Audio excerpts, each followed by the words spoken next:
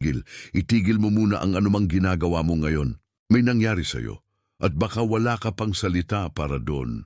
Pero may bahagi sa loob mo na biglang lumipat, na parang may tahimik na kamay na humila sa'yo palayo sa lugar na matagal mo nang pinipilit pagtiisan.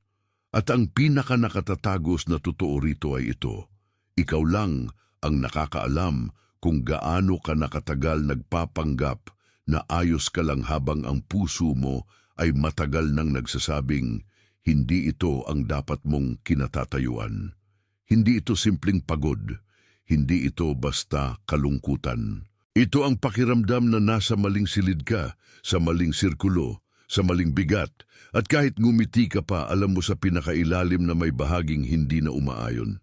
Kaya makinig ka sa akin ng dahan-dahan at manatili ka rito, sapagkat sa dulo ng salitang ito, makikilala mo ang mga palatandaang matagal nang umiikot sa buhay mo, mauunawaan mo ang iisang ugat na nagtatakip sa iyong pag-usad, at maririnig mo ang isang pananalitang ilalagay ko mismo sa ibabaw ng iyong buhay para malaman mo kung bakit ikaw ang tinatamaan ng mensaheng ito ngayong gabi. Huwag kang aalis. May inihahanda akong malinaw para sa iyo. Ito ang hindi mo dapat baliwalain. Hindi ka tinatawag para husgahan ang sarili mo, kundi para makilala kung anong bahagi ng buhay mo ang tapos ng maging tahanan. May mga pinto na hindi sarado dahil may mali sa'yo. May mga pinto na sarado dahil may inilalagay na luma, at ang luma ay hindi na kayang maging daan ng bago. At sa gabing ito, isa-isa nating ilalantad ang mga senyales na matagal mo nang nararamdaman bago mo pa sila maipaliwanag.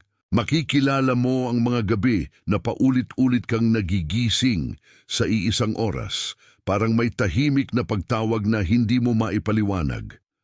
Makikilala mo ang biglang pagbagsak ng damdamin na dumarating ng walang malinaw na dahilan, parang may ulap na dumadaan sa loob mo kahit maliwanag ang paligid. Makikilala mo ang mga usapang dati ay nakasanayan mo, pero ngayon ay biglang naging mababaw, parang may pagitan na pumapasok sa bawat salitang dati ay sapat na. At makikilala mo rin ang mga pagkakataong, ang mga numero, ang mga tugma, ang mga maliit na pagsabay-sabay ng mga bagay ay tila umaabot sa iyo mula sa iba't ibang direksyon, na para bang may isang tahimik na mensahero na ayaw kang pakawalan sa dating ikot. At kapag pinagsama mo ang lahat ng yan, hindi ka dapat matakot. Ang mga yon ay hindi sumpa. Ang mga yon ay hindi pagkasira. Ang mga yon ay mga kumpirmasyon na may lumilipat na sa loob mo, na ang katawan mo, ang isip mo, at ang espiritu mo ay hindi na pumapayag na manatiling kasiya sa lumang lalagyan. Ang pagod na nararamdaman mo ay hindi walang saysay. Ito ay pag-aayos. Ang layo na nararamdaman mo sa ilang tao ay hindi pagkawala. Ito ay pag-align. Ang pangungulila na hindi mo maipaliwanag ay hindi kahinaan. Ito ay paalala na may mas totoo kang pinanggagalingan kaysa sa sitwasyong kinagisnan mo. Pakinggan mo ito nang hindi mo minamadali. May mga bagay na hindi kailangang ipagtanggol bago ito matanggap. May mga katotohanan na hindi sumisigaw, bumabagsak lang sila sa tamang lugar, sa tamang oras. At kung may isa man sa mga ito na tumama sa iyo, kung may isa mang sandali na biglang bumigat ang dibdib mo dahil alam mong ikaw yon, isulat mo ang numerong 888. Ang 888 ay himig ng pag-apaw, tanda na may puwang na nagbubukas kung saan dati ay puro pagkukulang ang nararamdaman mo. Isulat mo ang 888 at bumalik ka rito kaagad sa akin. Iyan ang munting pagsang-ayon ng iyong loob na hindi mo na gustong manatili sa dating himig. At ngayon, huwag kang lilihis dahil sa ilalim ng mga palatandaang ito ay may isang pattern na matagal mong ginagawa nang hindi mo namamalayan. Sa ibabaw, mukhang pag-asa. Sa ilalim, isa pala itong tahimik na pagsisiksik ng sarili sa isang pader na matagal nang hindi gumagalaw. At iyan ang hindi pa nasasabi sa iyo ng sapat. Hindi lahat ng sipag ay patutunguhan. Hindi lahat ng pagtitiis ay katapatan. Minsan ang pinakamalakas mong pagsisikap ay nakatali sa isang direksyong matagal nang hindi ka kayang dalhin kung saan ka dapat naroroon. Paulit-ulit mong hinihila ang mga lubid na hindi na nakakabit sa kahit ano. Paulit-ulit mong inaasahan na ang parehong estratehiya, ang parehong pagpilit, ang parehong panalangin na may takot sa likod nito ay magbubukas ng pinto na hindi talaga iyon ang susi. Kaya kapag hindi gumagana, iniisip mong ikaw ang may diferensya. Kapag hindi umaagos, iniisip mong kulang ang pananampalataya mo. Kapag may pumipigil, sinisisi mo ang sarili mo sa paraang hindi naman patas. Pero ang totoo, hindi ka lang mali sa lakas. Minsan mali ka lang ng daan. Nakasuot ka na ng matagal ng bigat na parang responsibilidad. Pero ang bigat na iyon ay hindi palaging biyaya. May mga taong natutong tawagin ang pagkapagod na katapatan. May mga taong natutong tawagin ang pagkubli na kapanatagan. May mga taong natutong tawagin ang tahimik na pagdurusa na pagkamature. Pero ang kabigatan na iyon ay pwedeng maging kulungan kapag ang pinanggagalingan nito ay hindi na buhay, kundi takot lamang na umalis. At ang kapalit niyan ay mas malalim kaysa sa pagod. Nawawala ang sigla ng mata mo. Nawawala ang init ng pag-asa mo. Nawawala ang bilis ng pananalangin mo. Hindi dahil tumigil ang langit, kundi dahil sanay kang mabuhay na laging may pumipiga sa loob mo. Kaya hindi mo na alam kung kailan ka dapat bumitaw at hindi mo na alam kung kailan ang simpleng pakiramdam na ayaw ko na rito ay hindi kapritsyo kundi babala. Ngunit may mas malalim pa kaysa rito at kailangan mong marinig iyon ng may buong katahimikan. Isipin mo ang sarili mo na para bang nasa isang lumang bakuran na minsan mong tinirhan nung bata ka pa kahit hindi mo iyon kailanman nakita ng buo. Hindi mo alam ang buong anyo nito pero alam ng katawan mo ang hangin doon. Alam ng loob mo ang mga sulok.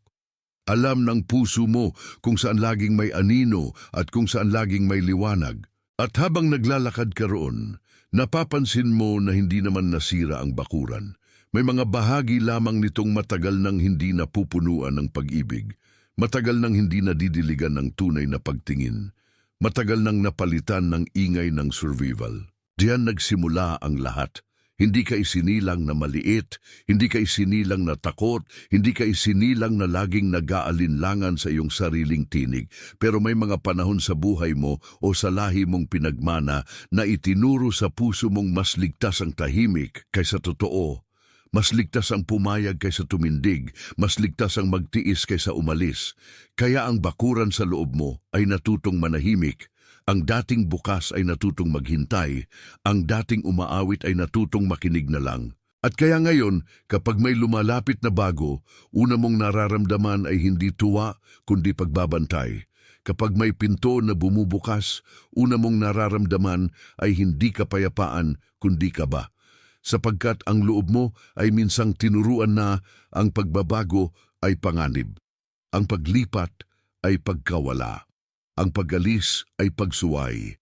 Kaya kahit hinihila ka na ng Diyos palabas sa lugar na hindi na para sa iyo, ang pinakamatagal na tinig sa loob mo ay nagsasabing, manatili ka pa rin kung saan ka sanay masaktan. Ngunit ang bakuran ay hindi ka tinatawag para manatili sa sulok. Ang bakuran ay gumigising dahil may tagapagmana na darating sa mismong lugar na iniwanan ng katahimikan. Ang mga halamang noon ay mukhang tigang ay may ugat pa rin. Ang mga pader na parang wasak ay may balangkas pa rin. Ang mga pintong matagal ng sarado ay marunong pa ring bumukas kapag may tamang pagdating. At ang nakapapagod na katahimikan na matagal mong inakala bilang katapusan ay maaari palang maging simula ng pagbabalik ng tinig. Pakinggan mo ang sandaling ito. May mga lugar na hindi ka tinuruan ng Diyos para doon ka mamatay, kundi para doon mo maramdaman na tapos na ang panahon ng pagkaligaw. May mga katahimikan na hindi pagpapabaya kundi paghihiwalay sa anumang hindi ka na dapat buhatin. May mga distansyang hindi puot kundi proteksyon. At sa tuwing nararamdaman mong may umaatras sa iyo ang dating pamilyar na anyo ng buhay mo, maaaring hindi ka sinusubok, maaaring inililipat ka na. Kung ang bakuran sa loob mo ay nagising habang naririnig mo ito, kung may bahagi sa iyo na alam ang larawang ito kahit hindi mo pa maipaliwanag, isulat mo ang mga salitang I see it. Huwag mo itong isulat bilang hula, isulat mo ito bilang pagkilala. Kapag isinulat mo ang mga salitang iyon, pinapirmi mo ang sandaling napansin mo na hindi na ito basta pakiramdam lamang. Isulat mo ito at bumalik ka rito sa akin. Ang pagkilala mo mismo ang nagtatatak ng katotohanan sa sarili mong tala. At dito mo masisimulang makita ang pag-uwi na hindi mo inaasahan. Hindi ka tinatawag na gumapang pabalik sa lumang anyo ng sarili mo. Tinatawag ka para tumayo sa gitna ng bakuran at maalala kung sino ka bago ka tinuruan ng takot. Tinatawag ka para kilalanin na ang mga ugat na matagal mong kinamuhian ay maaari palang ayusin, hindi sa pamamagitan ng pagpilit, kundi sa pamamagitan ng pagbalik ng tubig, pagbalik ng liwanag, pagbalik ng pagdinig sa tinig na laging nandyan. Hindi mo kailangang ipilit na maging malakas sa paraang nakakapagod. Hindi mo kailangang pilitin ang sarili mong maging matigas para lang may masabi kang naitawid mo ang araw. Hindi mo kailangang maging taong hindi na nasasaktan. Ang kailangan mo ay maging taong hindi na sumasang-ayon sa lahat ng bagay na nagpapaliit sa kanya. Ang kailangan mo ay maging taong marunong ng pumili ng daan na hindi humihingi ng kapalit ng iyong katotohanan. Maaari mong simulan sa maliit, ngunit huwag mong maliitin ang liit na iyon. Kapag nagising ka bukas, huwag mo munang salubungin ang araw na parang kalaban mo siya. Huminga ka muna ng mabagal at sabihin mo sa loob mo na hindi ka nakabilang sa dating pagmamadali. Ito ang tatawagin kong unang pag-aari mo pabalik, ang paghinga na hindi minamadali. Dahil kapag ang dibdib mo ay humihinga nang hindi ipinapasa ang lahat sa takot, may mensaheng ipinapadala ka sa sarili mong katawan na ligtas ka na ngayong bumitaw sa matagal ng nakasakal. At pangalawa, bago mo tanggapin ang anumang bagong bigat na ipapasa sa iyo ng mundo, pangalanan mo muna ang hindi mo na kailangang dalhin. Hindi mo kailangang dalhin ang inaasahan ng lahat. Hindi mo kailangang dalhin ang lumamong takot na hindi ka sapat. Hindi mo kailangang dalhin ang mga salitang bumalot sa iyo noong sinabi ng iba kung ano ka lang dapat. Ang pangalanan ay hindi pagwawalang bahala. Ito ang unang paraan ng pagbabalik ng bakuran sa tama nitong hangin. May mga tao na natatakot sa pag-alis dahil akala nila mawawala ang buhay nila. Pero may mga panahon na ang pag-alis ay ang unang pagkakataon mong marinig ang sarili mong dibdib na hindi na nakikipaglaban sa maling silid. Kaya huwag mong husgahan ang iyong pagnanais umalis sa lugar na hindi na para sa iyo. Hindi ito pagtataksil, ito ay pagsunod sa matagal ng tahimik na paanyaya. At kung nararamdaman mong tumatama ito sa mas malalim na bahagi ng iyong pagkatao, hayaan mong magpahinga muna ang isip mo. Huwag mong sagutin agad ang lahat. Minsan ang katotohanan ay hindi kailangang habulin.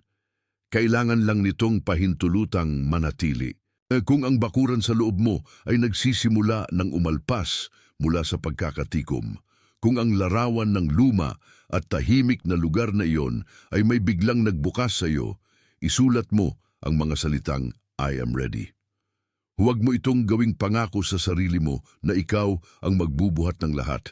Gawin mo itong pagtanggap na hindi ka nalalaban sa paglapit ng bagong panahon. Isulat mo yon at bumalik ka rito sa akin. May mga bagay na nagsisimula lamang kapag hindi mo na nilalabanan ang katotohanang matagal nang sumusubok lumapit. At ngayon, hayaang maging malinaw ito. Ang pag-uwi mo ay hindi produkto ng pilit mong pag-aayos sa sarili. Ang pag-uwi mo ay bunga ng pagtanggap na may iniakyat na sayo, may inalis na sayo, may niluwagan na sayo. Ang bakuran ay hindi muling bubuo dahil pinilit mo. Muling bubuo ito dahil inalis mo ang mga kamay na matagal nang nakasara sa mga pinto. Kaya pumili ka ng dalawang munting gawain, hindi bilang pabigat, kundi bilang paalala. Una, bago ka matulog, gawin mo ang tinatawag kong panalangin ng paglalapag. Sa loob ng ilang sandali, pangalanan mo lamang ang mga bagay na hindi mo na kailangang dalhin hanggang bukas. Huwag mo silang sagutin, huwag mo silang lutasin, ilapag mo lang sila. Ang paglalapag ay paraan ng pagsasabi sa loob mo na hindi ka naalipin ng lahat ng hindi natapos ngayong araw. O pangalawa, kapag gumising ka, gawin mo ang tinatawag kong pagtingin sa bakuran, hindi sa labas kundi sa loob. Itanong mo kung aling bahagi ng puso mo ang muling humihinga, aling bahagi ang muling gumagalaw, aling bahagi ang nangangailangan lamang na huwag mong takutin. Hindi ito listahan ng dapat mong tapusin, ito ay paanyaya sa iyong sariling pag-alaga.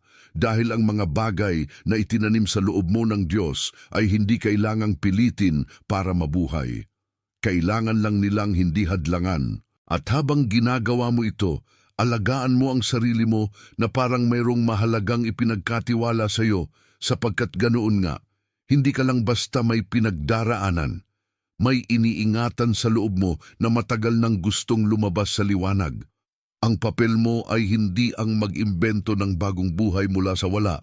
Ang papel mo ay huwag nang pigilan ng buhay na matagal nang kumakatok sa likod ng katahimikan. May mga araw na ang pag-aalaga ay magiging tahimik na pagtanggi sa mga bagay na dati mong pinapayagan. May mga araw na ang pag-aalaga ay magiging mahinahon na paglayo sa mga taong laging nagpapaliit sa iyong espiritu. May mga araw na ang pag-aalaga ay magiging simpleng pag-upo ng walang ingay upang marinig mo ang unang maliliit na kumpas ng bagong direksyon. At iyan ang tanda na hindi ka nawawala. Nagigising ka. Kung may bumubulong sa iyo ngayon na matagal mo nang alam ito, pero natatakot ka lang umamin, huwag mo nang itaboy ang sandaling iyon. Hayaan mong maging totoo ang pagkilalang iyon. Hindi ka piniling manatili sa maling lugar.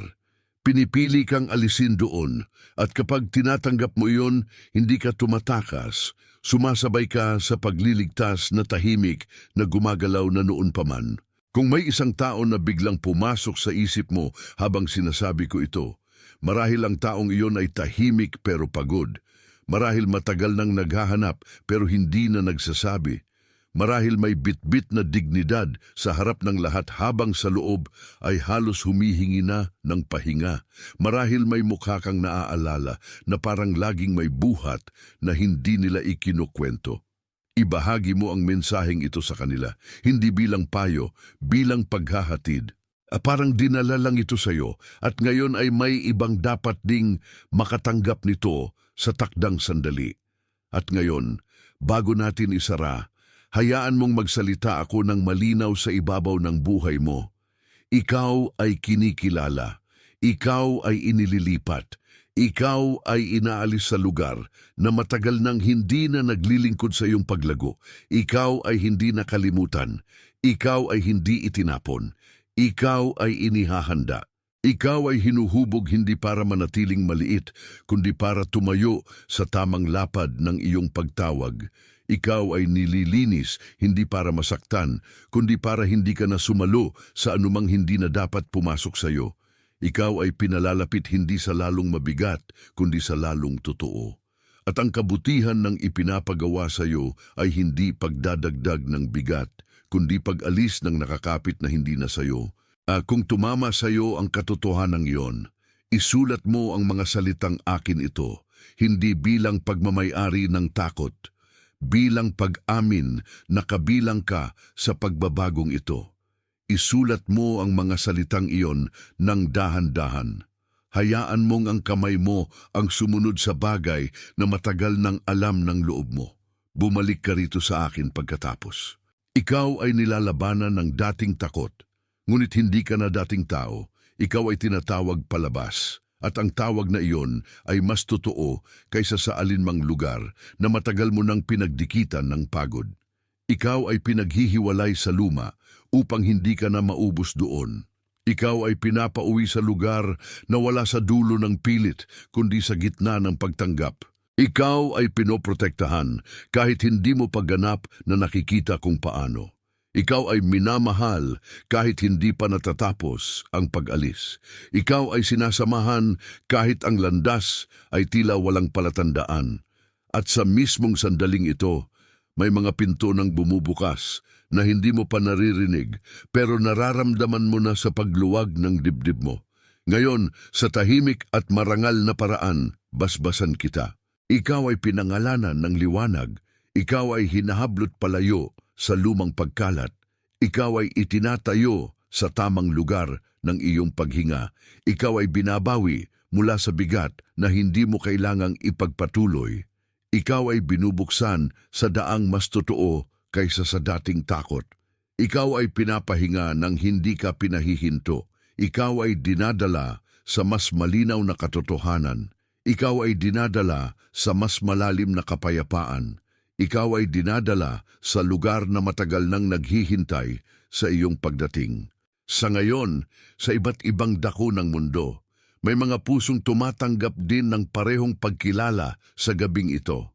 Hindi ka nag-iisa sa pakiramdam na may lumilipat.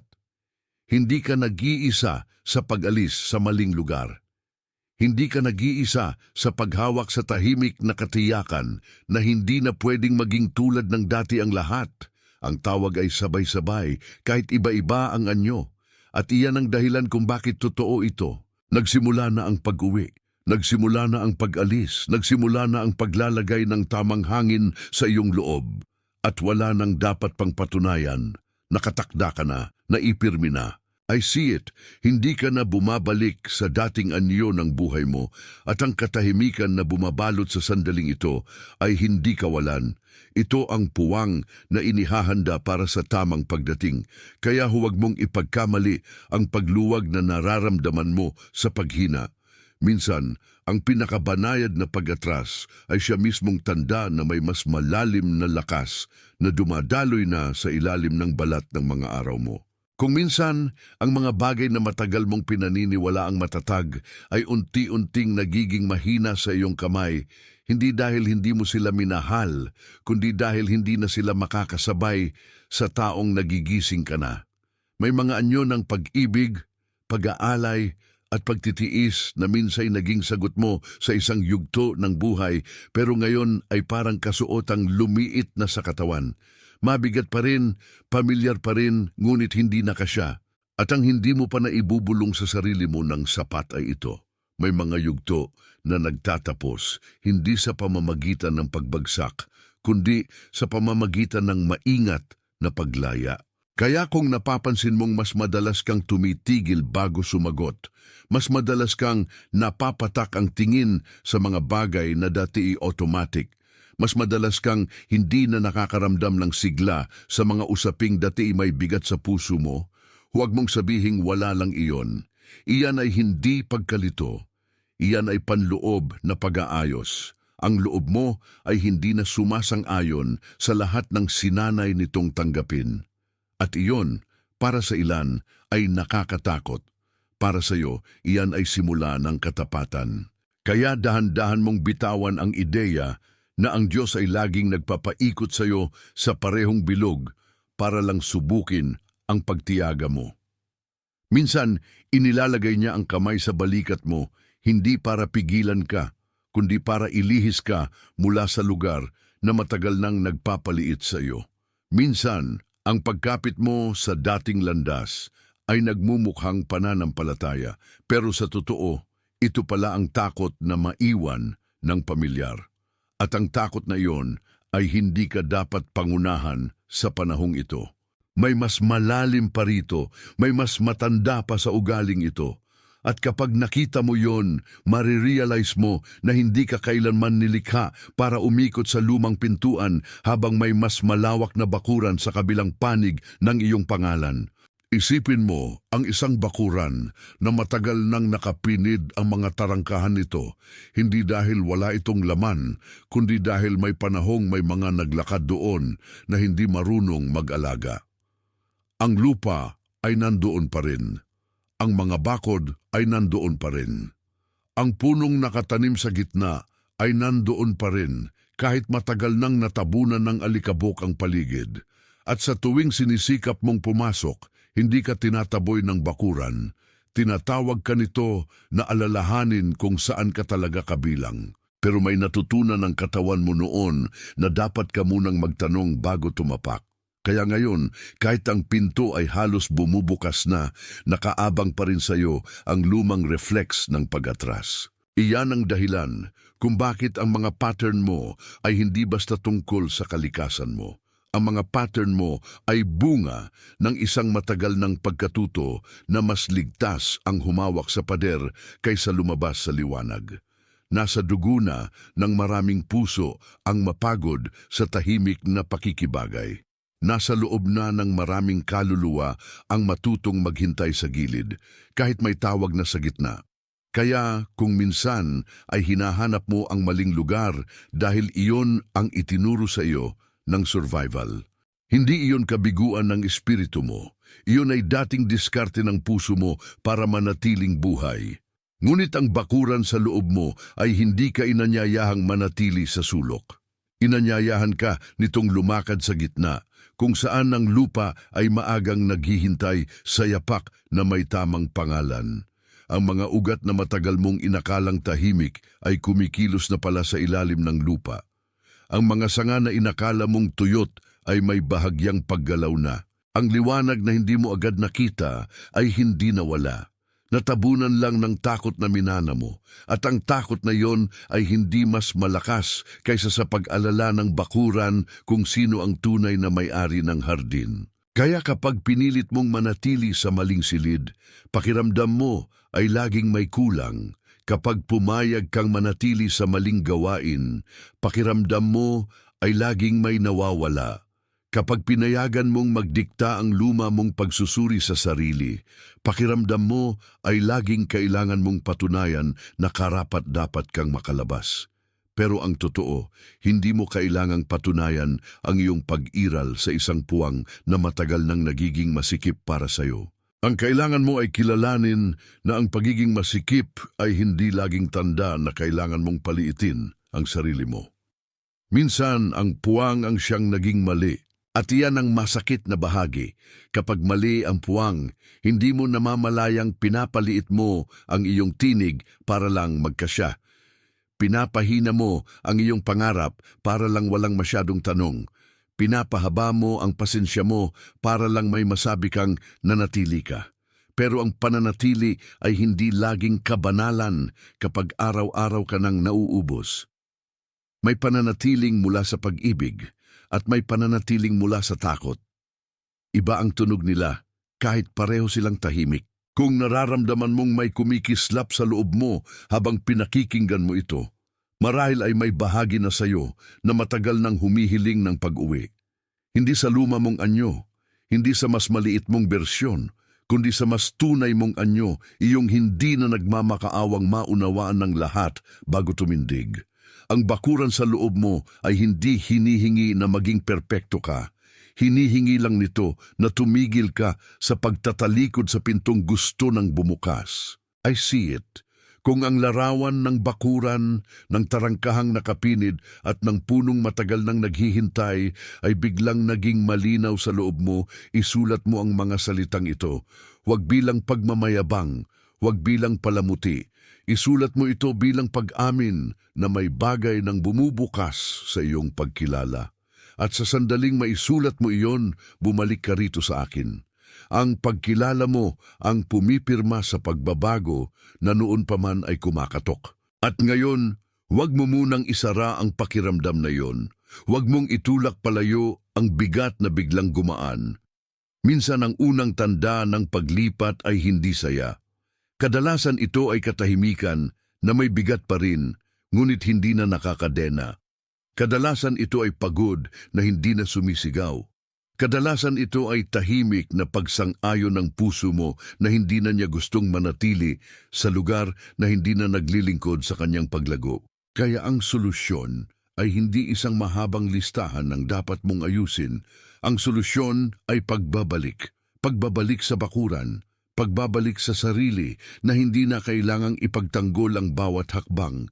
Pagbabalik sa ritmo na hindi pinapagalitan ang puso mo kapag gusto nitong pumunta sa mas malawak. Ang pagbabalik ay hindi pag-atras. Ito ang pinakabanayad na anyo ng pagsunod. May dalawang munting paglalagay na maaari mong simulan ng hindi nagmamadali. Una, tuwing magigising ka sa gitna ng gabi o sa sandaling may biglang bumigat sa dibdib mo, huwag mong kaagad hanapan ng solusyon ang pakiramdam.